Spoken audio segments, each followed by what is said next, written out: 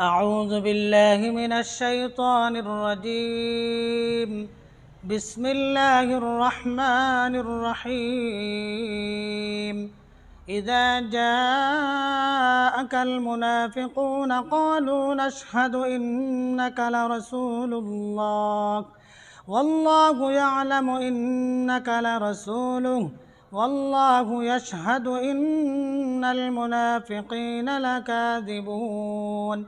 اتخذوا أيمانهم جنة فصدوا عن سبيل الله إنهم ساء ما كانوا يعملون.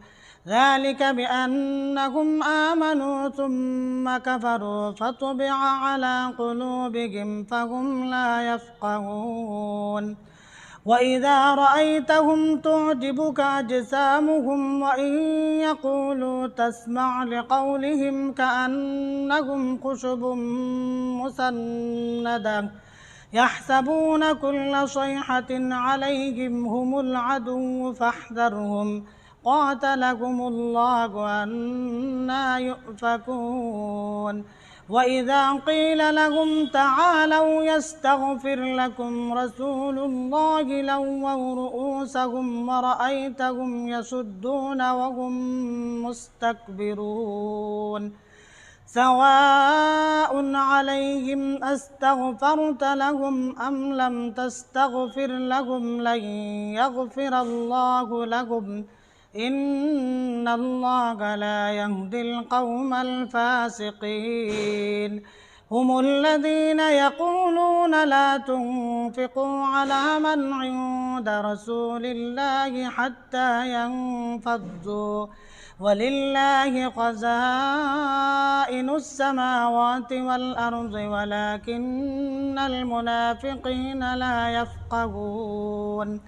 يقولون لئن رجعنا إلى المدينة ليخرجن الأعز منها الأذل ولله العزة ولرسوله وللمؤمنين ولكن المنافقين لا يعلمون.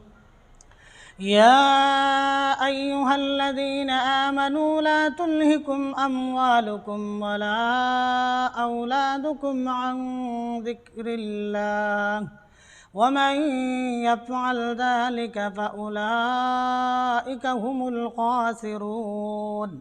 وأنفقوا مما رزقناكم من قبل أن يأتي أحدكم الموت فيقول رب لولا أخرتني إلى أجل قريب فأصدق وأكن من الصالحين ولن يؤخر الله نفسا إذا جاء أجلها والله خبير بما تعملون. صدق الله العظيم.